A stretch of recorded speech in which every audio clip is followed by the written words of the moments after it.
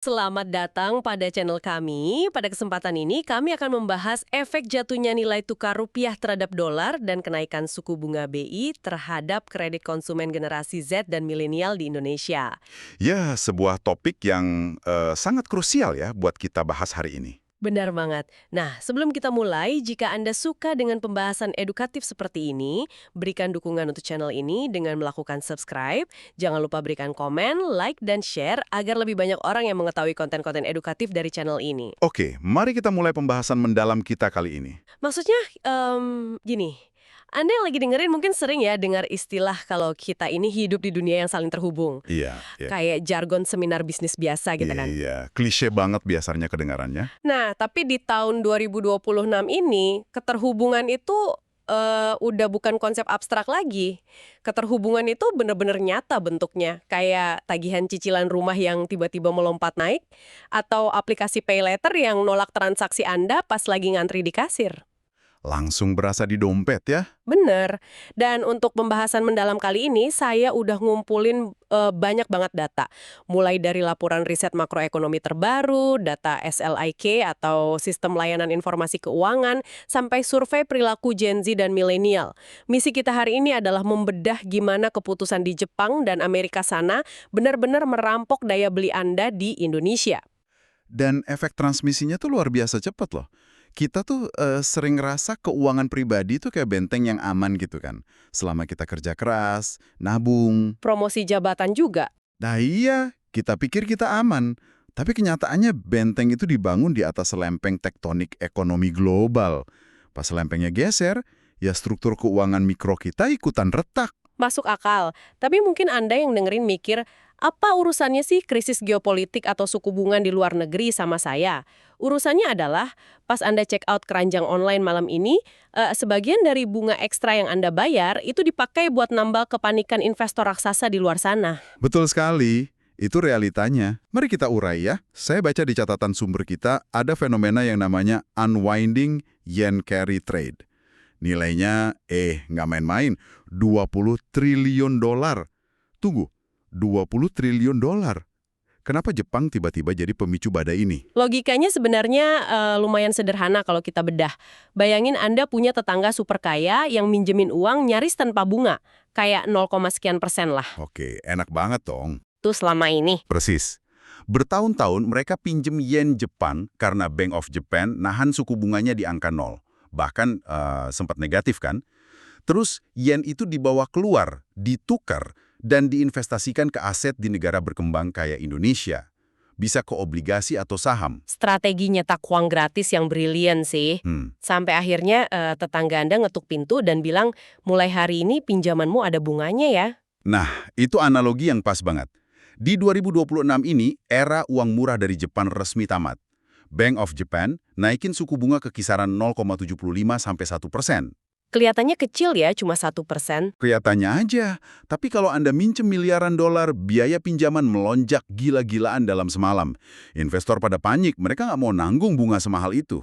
Solusinya ya, mereka harus cepat-cepat lunasin utang yen mereka. Jadi mereka jual semua asetnya. Benar, aksi jual massal atau fire sale di seluruh dunia. Mereka cairin asetnya, tukar lagi ke yen buat bayar utang ke Bank Jepang. Gila sih. Dan pas semua orang mencet tombol jual barengan, pasar finansial kan pasti kolaps.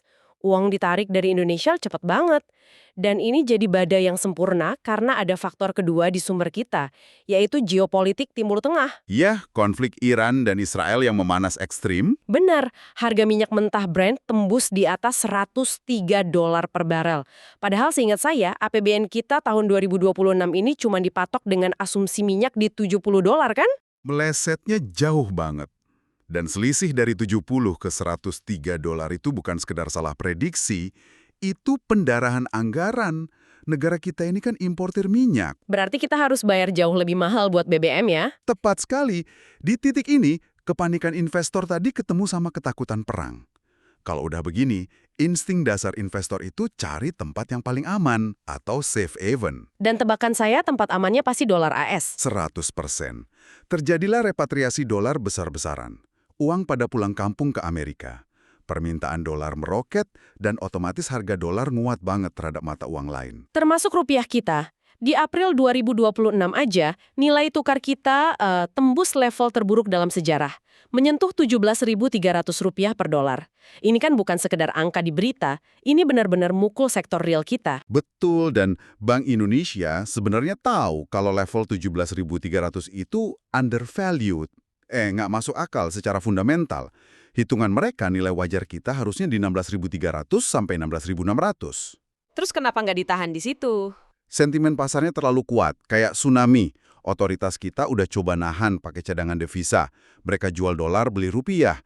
Tapi ya, akibatnya cadangan devisa kita anjlok ke 148,2 miliar dolar. Kayak nyoba nguras air banjir pakai ember bocor gitu ya? Analogi yang bagus. Makanya solusi terakhir yang paling menyakitkan harus dikeluarin, potensi naikin suku bunga acuan atau BI rate ke level 5,25%. Tujuannya buat nahan modal asing biar nggak kabul kan, sama nahan inflasi barang impor. Tapi, nah ini transisinya buat Anda yang lagi dengerin, kenaikan BI rate ke 5,25% ini benar-benar jadi katup yang nentuin seberapa mahal biaya hidup Anda bulan depan.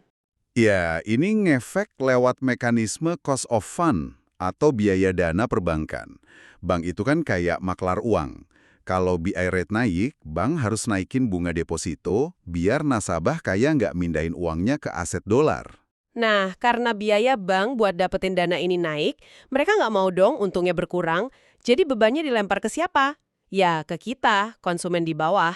Tepat. Dan buat Gen Z atau milenial, pukulan pertamanya langsung kerasa di ekosistem kredit digital. Pay later, pinjaman online, kredit tanpa agunan. Maksudnya kan platform fintech itu udah nyetak uang sendiri ya. Mereka minjem dari bank buat disalurin ke kita-kita ini. Benar banget. Jadi kalau bunga bank naik, bunga buat fintech juga naik. Akhirnya, fintech bakal ngebebanin biaya ini ke 17,26 juta pengguna pay later di Indonesia. Bunganya mentok ke batas maksimal. Gila, saya lagi lihat laporan OJK di sini dan jujur ya, angkanya bikin merinding.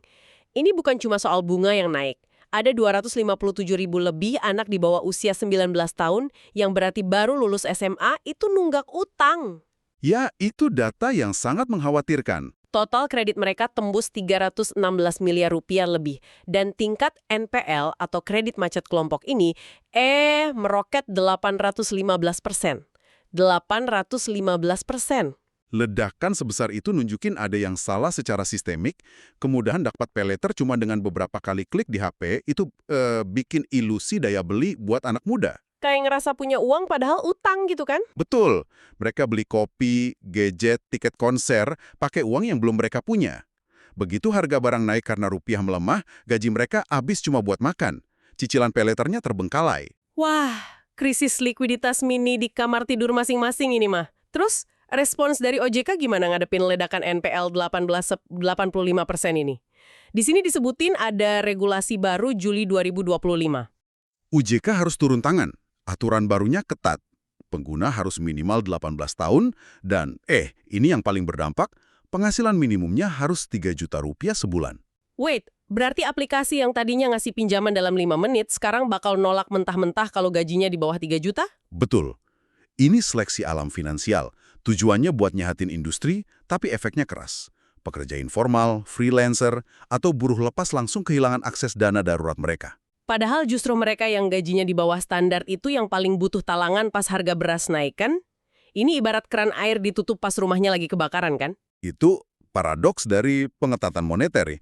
Buku banknya sehat, tapi yang di bawah menjerit karena nggak punya penyangga finansial. Dan itu baru pay later loh. Kalau kita bahas impian jangka panjang kayak nyicil motor atau rumah, wah mimpi buruknya lebih ngeri lagi. Di data kita, kredit kendaraan bermotor atau KKB itu melambat drastis. Karena pas bunga naik, risiko gagal bayar kan tinggi. Jadi bank bakal minta down payment atau DP yang lebih besar. Buat banyak orang, motor itu bukan gaya hidup, tapi alat buat cari duit. Kalau DP-nya tiba-tiba melompat, mobilitas buat kerja jadi terbatas banget kan? Pasti. Atau alternatifnya tenor dicicil lebih lama. Tapi ya siap-siap aja, porsi gaji Anda selama 5 tahun ke depan habis cuma buat bayar bunga bank yang membengkak. Nah, ngomongin bunga membengkak, kita masuk ke jebakan terbesarnya. Masa bunga mengambang atau floating rate di KPR. Bayangin, Anda ngambil KPR senang karena promo bunga fix 5 tahun pertama. Wah, itu jebakan klasik. Bener. Begitu masa promonya habis, Anda langsung dilempar ke lautan floating rate. Saya ada simulasi yang nyekik banget dari data kita nih. Bayangin, sisa utang KPR Anda 500 juta. Sisa 15 tahun. Pas promo bunga 5%, cicilan bulanan sekitar 3,9 juta rupiah. Masih aman lah ya buat kelas menengah. Masih bisa napas. Tapi karena badai makro tadi, bi-rate naik jadi 5,25%. Tiba-tiba bank ngasih notif, bunga floating Anda melesat jadi 12%. Cicilan dari 3,9 juta, tiba-tiba melompat paksa jadi 6 juta rupiah sebulan. Kenaikan 51% dalam sekejap. Kenaikan 51%. Padahal rata-rata kenaikan gaji tahunan kita kan cuma sekitar 4,9%. Gimana caranya nutupin selisih 2 juta tiap bulan tanpa ada nilai tambah apa-apa di rumah itu? Disinilah realita pahit sandwich generation kerasa banget. 89% milenial kita itu kan udah berkeluarga. 22%-nya lagi pusing mikirin biaya sekolah anak dan masih harus biayain orang tua juga. Jadi selisih 2 juta itu pasti ngorbanin anggaran lain dong. Mau nggak mau, asuransi kesehatan mungkin di-stop, kualitas makanan diturunin, tabungan pendidikan di-stop, tekanan mentalnya itu gila-gilaan, karena kerja keras cuma buat bayar bunga ke bank. Bikin pusing emang. Terus gimana kelas pekerja kita ngerespon situasi harga impor naik, pay later susah, cicilan rumah nyekik begini? Mereka kan nggak mungkin diam aja. Nggak mungkin. Dari data yang Anda kumpulkan, solusinya adalah adaptasi perilaku secara ekstrim. Super ketat yang sering seliweran di medsos itu bukan cuma konten estetik doang ya. Ini beneran mode bertahan hidup. 100% buat bertahan hidup. Inflasi pangan kita aja 5,6%. Ditambah imported inflation dari nilai tukar 17.300 tadi. Bahkan kopi lokal aja bahan bakunya kadang dari luar kan? Nah, statistik di sini nunjukin 59% Gen Z dan 49% milenial tuh udah ngadopsi frugal living. 60% Gen Z cuma jajan kalau ada promo. Mereka udah nggak peduli sama brand. Yang penting paling murah. Benar banget. Terus 54% berhenti nongkrong di kafe, dan 57% milenial terpaksa nyari side hustle atau kerjaan sampingan buat nambal defisit gaji.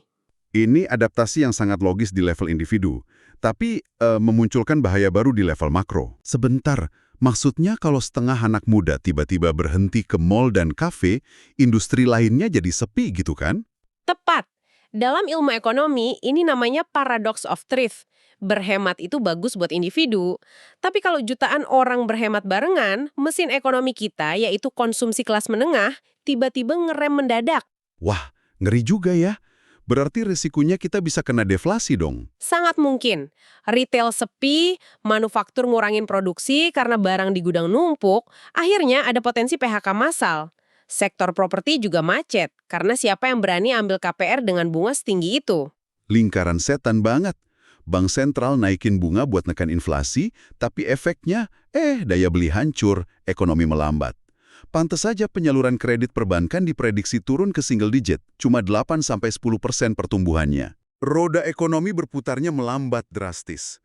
Makanya, literasi keuangan di 2026 ini bukan cuma sekedar cara biar cepat kaya, tapi jadi perisai pertahanan utama. Harus stress testing keuangan pribadi ya? Kalau besok bunga naik 2% lagi, saya masih bisa makan nggak nih? Gitu kan? Bener banget. Harus sedetail itu sekarang hitungnya. Gila sih. Pembahasan ini benar-benar buka mata kita ya soal rentannya posisi dompet kita di tengah lempeng ekonomi global. Tapi sebelum kita tutup, ada satu pemikiran yang masih ganggu pikiran saya nih dari awal kita ngobrolin NPL Pay Later tadi. Soal anak-anak yang nunggak itu ya? Iya. Ratusan ribu Gen Z di bawah 19 tahun yang kredit macetnya naik 815%. Orang mungkin mikir, ini kan utang receh di aplikasi. Tapi, kita punya sistem SLIK kan yang nyatet rapor kredit kita selamanya. Wah, ini konsekuensi jangka panjangnya mengerikan sih. Bayangin kalau riwayat SLIK jutaan Gen Z ini udah cacat, masuk blacklist atau daftar hitam, gara-gara jajan kopi cicil pas umur belasan. Apakah kita ini lagi ngelihat satu generasi penuh yang bakal diblokir dari sistem perbankan formal seumur hidup? Itu resiko yang sangat nyata. Pas mereka umur 28, butuh modal usaha atau mau ngajuin KPR buat keluarga, bank bakal nolak mentah-mentah gara-gara noda utang pay later zaman remaja. Guncangan nilai tukar 17.300 ini bukan cuma soal uang hilang hari ini, tapi berpotensi memblokir akses ekonomi satu generasi secara permanen. Ini yang harus benar-benar Anda renungkan dan segera cek rekam jejak keuangan Anda sendiri. Benar. Jangan sampai masa depan tertutup karena kesalahan hari ini. Terima kasih Anda telah mendengarkan pembahasan ini sampai akhir. Semoga berkah berkelimpahan tercurah pada Anda.